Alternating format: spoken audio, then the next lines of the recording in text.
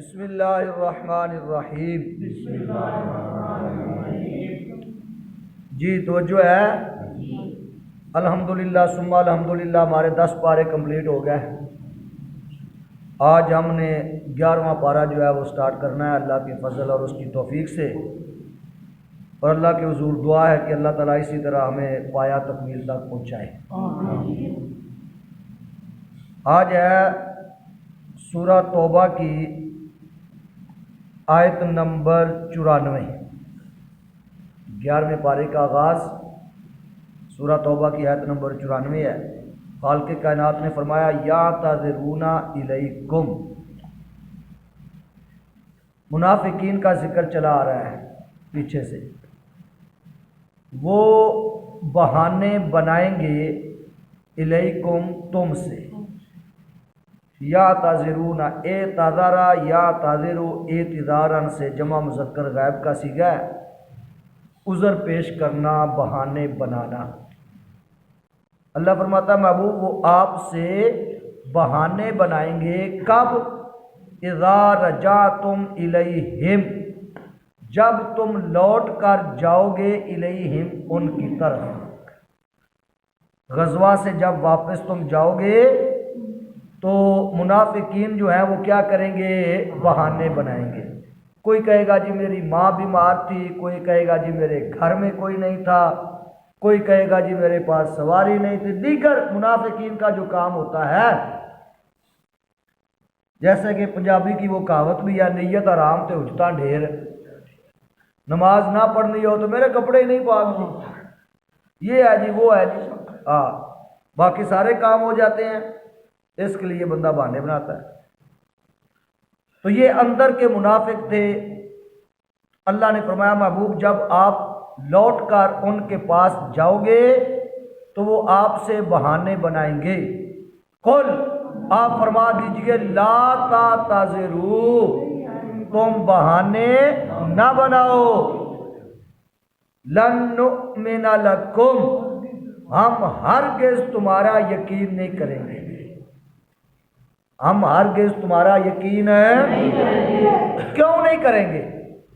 قد نبأنا اللہ من اخبارکم، تحقیق اللہ نے ہمیں تمہاری خبریں دے دی ہیں۔ قد نبأنا، تحقیق ہمیں بتا دیا، خبریں دے دی۔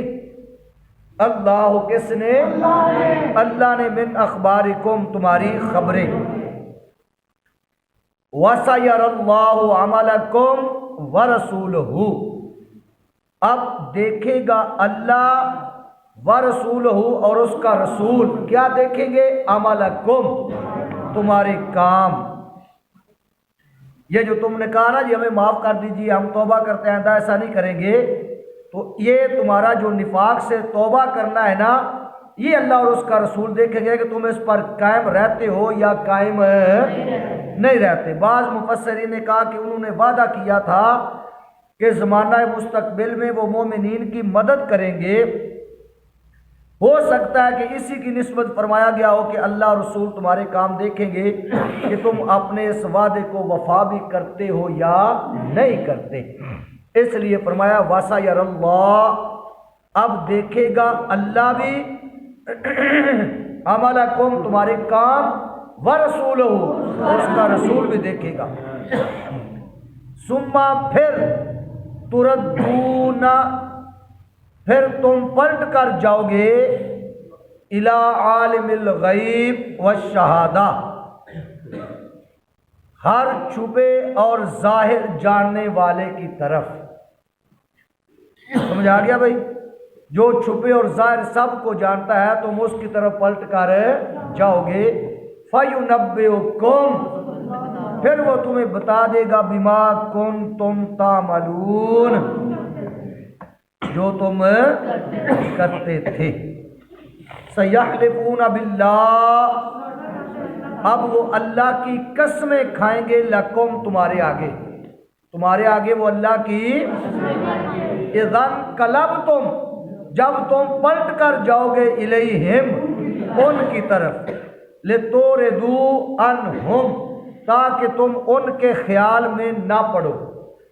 قسمیں کھائیں گے تاکہ تم ان کے خیال میں نہ پڑو۔ فَأَعْرِضُوا عَنْهُمْ، ہاں تم ان کا خیال چھوڑ دو، ان کا خیال چھوڑ دو۔ یعنی جب تم اپنے سفر سے واپس ہو کر مدینہ طیبہ واپس تشریف لے جاؤ گے تو وہ تمہارے پاس آ کے قسمیں اٹھائیں گے کہ اللہ کی قسم ہمارے ساتھ یہ معاملہ ہو گیا، اس وجہ سے نہیں گیا، اس وجہ سے میں نہیں گیا۔ تو محبوب آپ ان کے خیال میں نہ پڑیے۔ سمجھ آ گیا؟ انہم رجسن، کہ وہ تو نرے پلید ہیں، رجس ہیں، ناپاک ہیں۔ اب اللہ نے فرمایا فَأَعْرِضُوا عَنْهُمْ، پاس تم ان کا خیال چھوڑ دو، یعنی ان سے اجتناب کرو۔ اب ذرا غور سے بات کو سنیے گا۔ بعض مفسرین نے فرمایا مراد یہ ہے کہ ان کے ساتھ بیٹھنا، ان سے بولنا ترک کر دو۔